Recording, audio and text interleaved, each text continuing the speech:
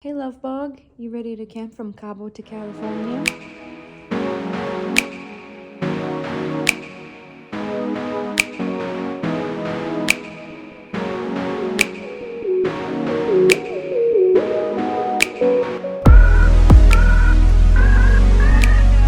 It's like living in an oven. So this is a new development. They were asking a lot of questions and how I find places and am I scared.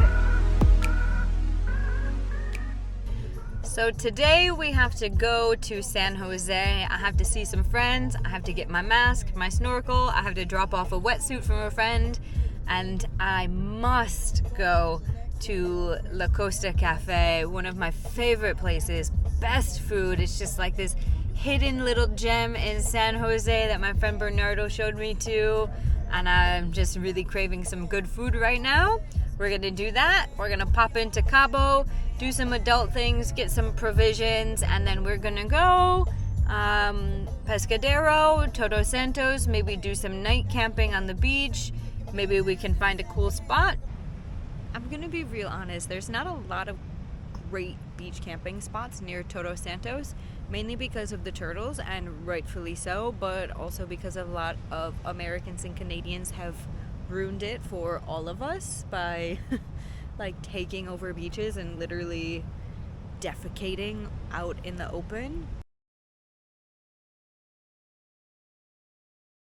So we had to do a little bit more research and I'm quite happy about it. Check out this incredible spot.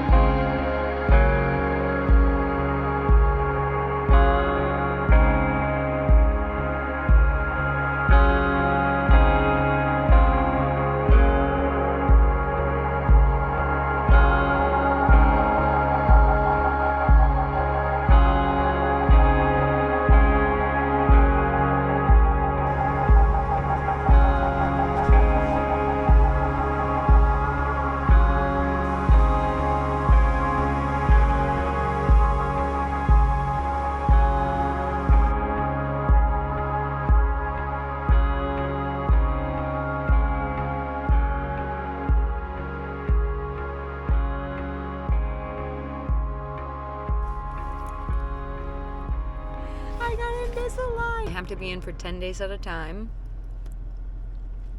It feels weird. And I have a rubber band to shift like everything this way. Can't have them in when I drink coffee or wine. That's 66% of what I drink. I'm so happy though, and I hope my teeth move fast like they did when I was a teenager, and I won't have to have them on as long as we think. After the dentist, we had to go to Porter's vet and translate all of his important documents to Spanish, as well as stock up on all 3 of his medications. You might be wondering, how is the vet service in Mexico? As you can see in this video, Porter is taking treats directly out of her hand. He never once did that in the 10 years at our vet in the United States. With her first visit, she completely changed all of Porter's medications, and I'm a big believer she saved his life, but that's a whole nother video.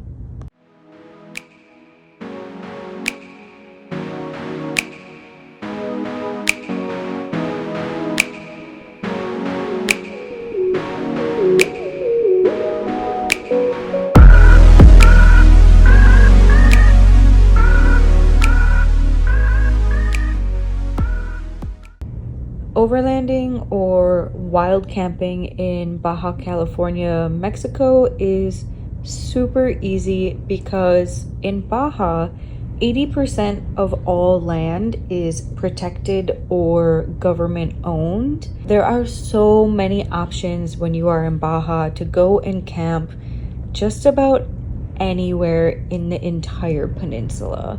This camp is one of my favorites. It was so peaceful, so chill, and there were locals that came. They were camping with their kids. They are just starting to explore their own country camping, and it was just the greatest.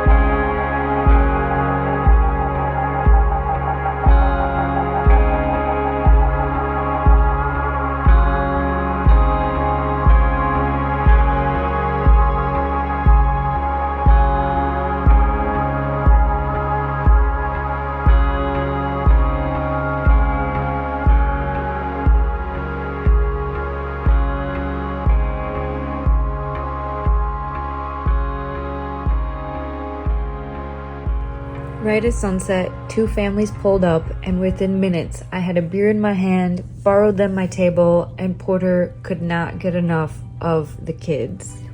At sunrise, Porter woke up early, and he could not wait to get outside for this heartwarming moment.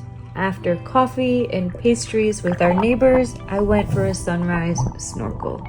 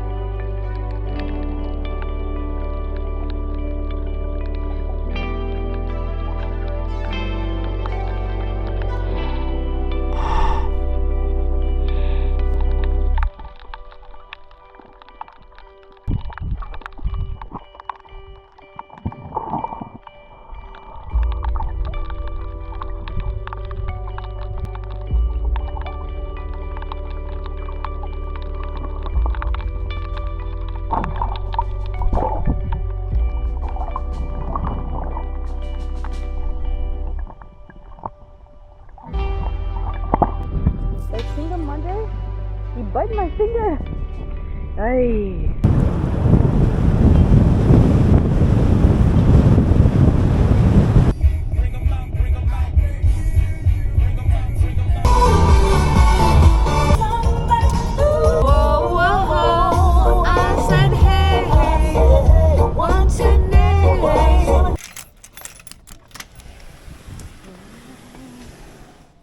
Check it out, Porter. Look how amazing this is. I'm so excited to be staying here in this Airbnb because I am the first guest.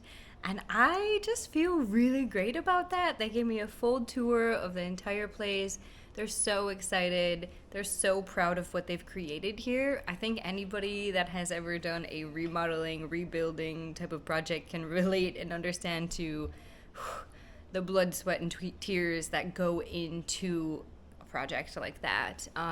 Roberto has spent 6 months doing everything to this place, and it looks beautiful. I especially wish I had more time here because they have so many incredible books on Baja that I would really love to read, but I don't have that much time. And funny enough, I was actually going to keep on camping tonight because I'm feeling pretty okay, but Porter is really tired today. He didn't even get out of the truck at all. Even before we left the beach that we camped at last night, he was in the truck for 2 hours while I was snorkeling and packing up, and he's definitely tired. It's been 4 nights of camping, 5 days of traveling, and I'm also the type of person that will push until I'm very, very tired, and then I need a week to recover. So I'm happy that Porter is giving me that balance that I've always struggled to find while traveling. You know, I have like 6 full bathrooms. I don't need your pity, honey. I don't mind cold showers. I'm okay. Yeah. The thing is, All right, so I want to share a few reasons why I love driving in Baja. Number one, the landscapes are incredible. Beautiful, raw, wild, and you never know what you're going to see on the road. Wild horses, donkeys, cows, goats, you never know what's going to be around the corner, and it's just so free and wild. Of course, the entire drive along the Sea of Cortez blew my mind.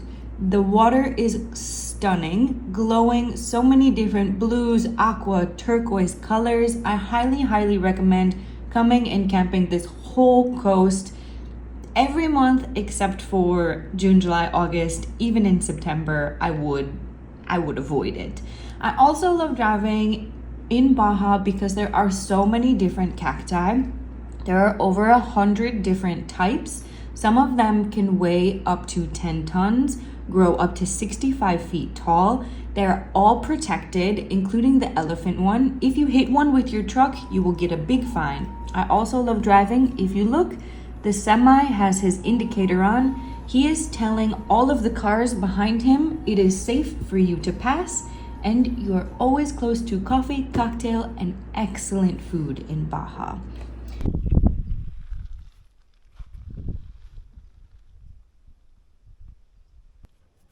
The straps, they're just like really, I pulled to tighten this one and it ripped completely off. I don't know. It's so dry here, so maybe, I don't know, I'm just hoping that they hold up. Thankfully, not all of them need to be so long. Like this one is a very short distance, so if this one breaks, it needs this whole distance, I can just swap them.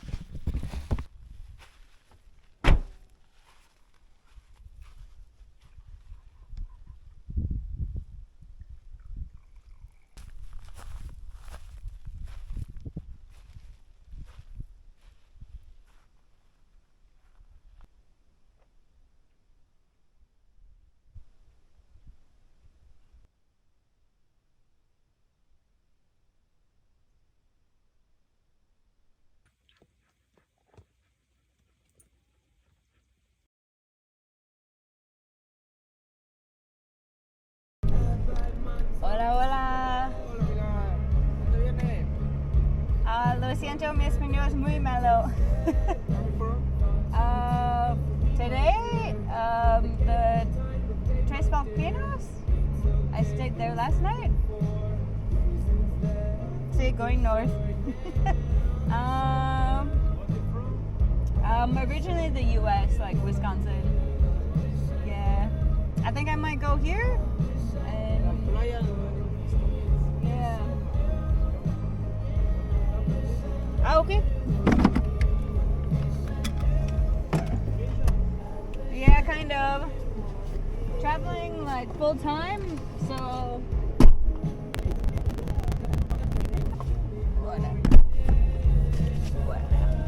¿Todo bien? Gracias.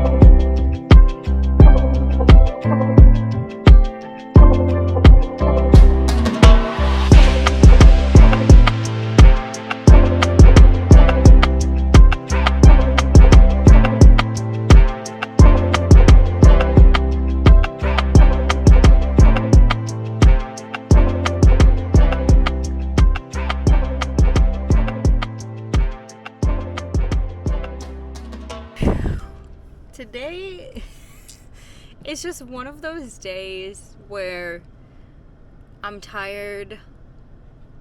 I'm tired of making decisions every day, driving, setting up the tent, breaking it down, driving, doing the same thing. I really wanted to drive up the Sea of Cortez side the whole way, but it is just so fucking hot. It's like living in an oven. It's so hot. So last night we camped on the Pacific side, which was so lovely. I was actually cold at night, and it is really crazy the temperature difference between the Pacific and Cortez side. When we arrived to the Pacific side last night, for example, the temperature was 87 and it was dropping. Like every 10 minutes you could feel it drop. My feet were cold at night. I had goosebumps. Whereas now we're on the Sea of Cortez side and it's 99 degrees. When we arrived it was 104, and it really doesn't drop at night. It might get down to like 90, and there's quite often less of a breeze on the Cortez side, as it's it's the inside of the peninsula, so there's not really anywhere for anything to go. It's just hot. Whereas on the Pacific side you have constant wind. The waves are always coming in and it's cooler. So at a camp in the Bay of Los Angeles, my friend Jenna stayed here a couple nights ago. Normally I don't pay for camping because I just prefer to camp for free, but in the middle of Baja there's like this section, the whole middle, there's nothing. There's no cell signal, there's not really much going on, and not having cell service and trying to plan my next move is making me really crabby, and I'm really hot, and I didn't eat for almost 24 hours just because we were so off the grid camping, and I didn't bring a lot of food. The food was like peanut butter and jelly tortillas, so it's just, yeah, and decision fatigue going on. So we're here at camp. I paid 160 pesos, which is basically $10, a little bit less, and they have Wi-Fi and a cafe and showers. We're still camping, but yeah, I'm going to, this is, what's today, 4 days without a proper shower, so going to have myself a nice shower after I set up the tent, and hopefully Porter can kind of relax, and then we're going to relax. I'm going to read, and the cafe here is open till 8, so I'm gonna come and get a cocktail, and then we're gonna go to sleep, and they open at 7, and we're gonna get some nice coffee, breakfast, and then we are going to relax and make a big leap up basically towards Ensenada, and I'm going to just stay on the Pacific side. I really want to do the Sea of Cortez side, but it's just too hot, and I can't do it. If we had a fan, it would be tolerable, but we don't have a fan, and it's just like trying to breathe through a wet rag, and it's not comfortable, but it's okay because now I have a really good reason to come back. Never again. That was the worst night of camping ever. Super strong winds, 96 degrees, moved the truck multiple times to get out of the wind. Nothing helped. Ended up breaking down the tent and sleeping in the cab of the truck with it running, air conditioning, of course. Oh, awful. Let's get back to the Pacific.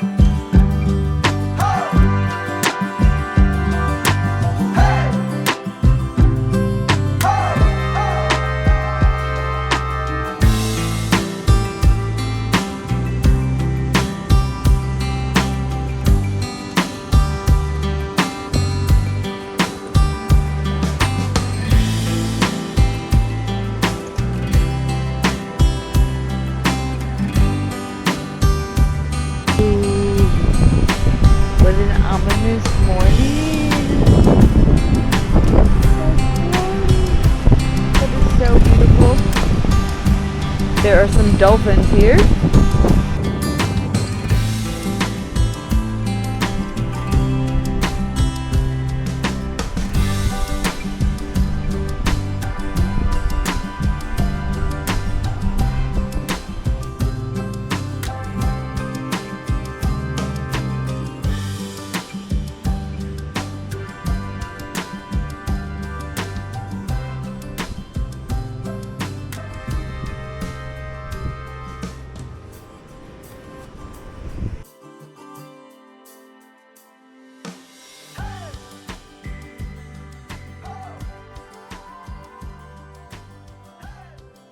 Second stop, or a stop in Ensenada. Nice bathroom. Little Airbnb. It's so cute. It's a nice, lovely studio. Huge bed. Air conditioning. Lovely little setup. The coolest part is that they actually have a private access. Your own garage. How cool. Except my truck doesn't fit. My home for 2 days, maybe 3. We might stay an extra day. Porter knows where his food is at.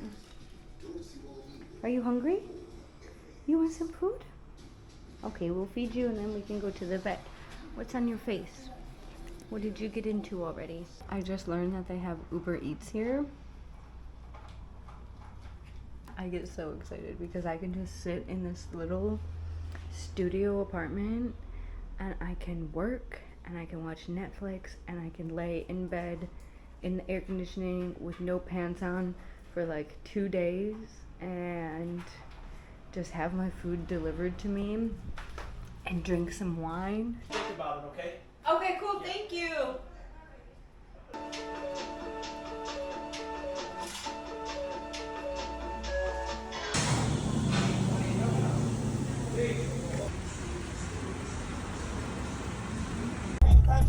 I make 16 albums with me on the front, and they bump. Where you get your fees, I heard 93 2 singers and 10 comedians. That's way too many cars. Good thing I just went to the bathroom. I've made that mistake too many times crossing in TJ, drinking like a full coffee before I get into the queue. Don't ever do that because then you spend 3 hours torturing yourself. If you're alone, obviously, if you have somebody who can move the car, then you can run to the bathroom and keep your place. But when you're alone, you can't really do that. Porter is great, but he can't drive. He'd rather smell the vent. Yay. I don't know if you can actually see. It's like going forever, a line of cars. And everybody's single file. I don't understand why there isn't 2 lanes. I've never been to this border crossing before, so I don't know. I always cross in TJ. This is my first time crossing in Tecate. And total mileage, 8,497. And that is a wrap. That is our entire camping trip from Cabo San Lucas to California. I'm going to show you a bunch of my favorite photos that I took during all of our time in Baja California, north and south. And stay tuned for the next videos. That will be some camping around California, Yellowstone, the suspension upgrades to the truck, and then I will do a before and after of the camper. And then we're gonna start with Mexico, Belize, Guatemala, El Salvador, Honduras, Nicaragua, Costa Rica, Panama, shipping the truck from Panama to Colombia, and so much more. Thanks so much for watching, guys. Check you later.